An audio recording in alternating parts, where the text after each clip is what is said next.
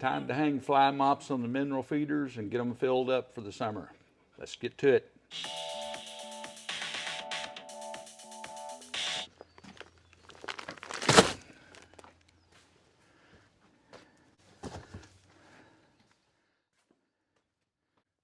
Okay, we got to fill it, the mineral feeder up full with mineral first, and then we'll put on the fly mop. Get the feeder full of mineral, an almost new salt block. So now we'll hang the fly mop. Now I got to get my washers and pins. Take off the cap and we'll fill it with the liquid fly dope. When we fill these first, they'll take about, I don't know, half gallon, 3/4 of a gallon to fill it. It's got a mineral oil base that makes it kind of thick. It takes quite a bit to fill its first time. You want it to run out of the holes here and saturate this cotton. But once you get it saturated, to refill it, it doesn't take nearly as much. You can see after we get it completely full, it's coming out the holes here, and throughout the day, it'll eventually drip down and saturate all these. Their faces, it gets all over their faces when they get salt or mineral, and that pretty well keeps the flies off their faces for the rest of the, throughout the summer. I got to keep refilling it.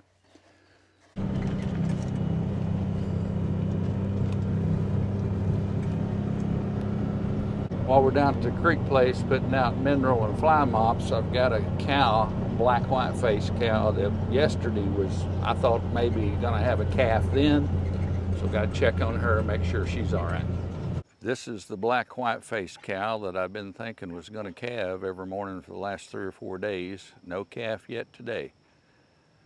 It should be any time, number 50. This is number 117, the sick calf that we medicated 2 days ago. He was better yesterday, off by himself today. I'll drive up to him and we'll see if he gets up, how he looks.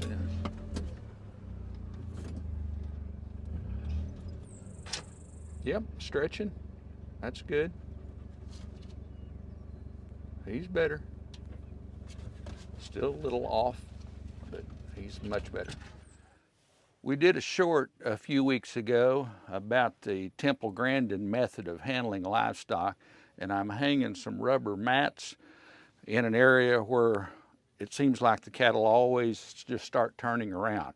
And Temple Grandin's theory is if you just give them one place to go, one opening, they'll go that way a lot easier. So I've hung these mats so visually they can only see the opening that goes into the chute, and hopefully that's how they're going to go. So as we close this gate, the cattle in this little holding area will now realize visually they only have one escape route, and that's down through this chute, and that's the way they're going to go. And we appreciate the question from Chandelier Ranch for us to elaborate a little bit more on this method.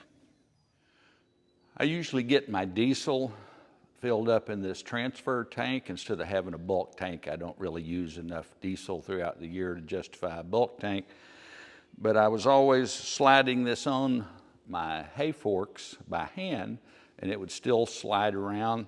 So last year I made this wooden frame that I've attached the transfer tank to with wood screws, and it's got 4x4s under it so that my forks fit right under it. It doesn't slide around. Much safer, much easier too for me to put on the tractor and take to the little general store about a mile north of here and fill it up 3 or 4 times a year. When I had a flatbed truck, I put this on every spring and kept it on all summer while I was farming. But my new truck, I don't have a flatbed on it, so it doesn't fit in there very nicely.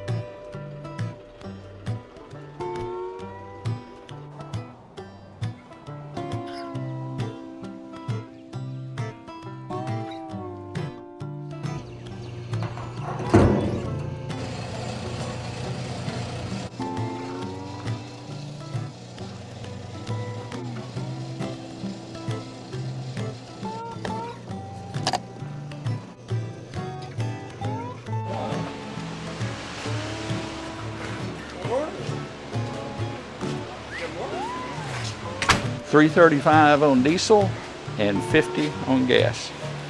How much on gas?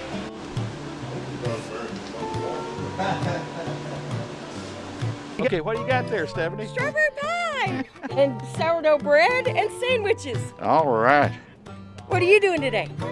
Bush hogging. Oh, I'm gonna have more fun than you. No, you won't.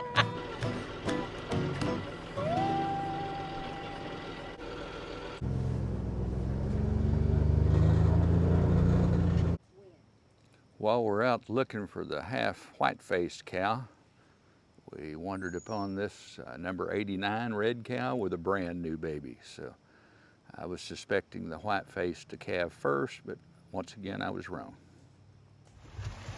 Turtles on a log. This, my friends, while you see all these rock ledges, is why here in the Ozarks it's hard to drive fence posts or plant anything more than a couple inches under the ground.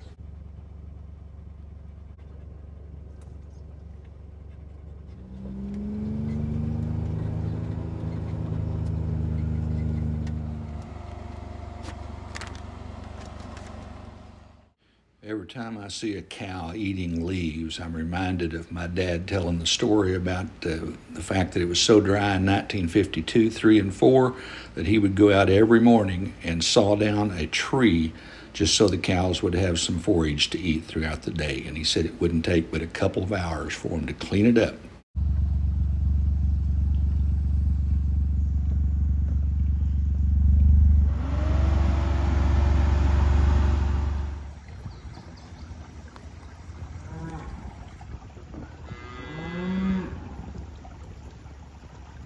Finally, after 4 days, we find the black white-faced cow and her new baby. Hard to find them in these woods, but it looks like she had it all right.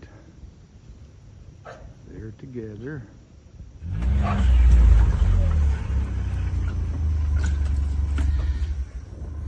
After being missing for about 4 days, number 50, the black white-faced cow, she finally emerges from the woods, and she's got a nice, healthy little black calf beside her. Everybody's good. Terrapin I found while I'm weed eating down here at the little cabin in the woods. Put him out in the open and let him go free.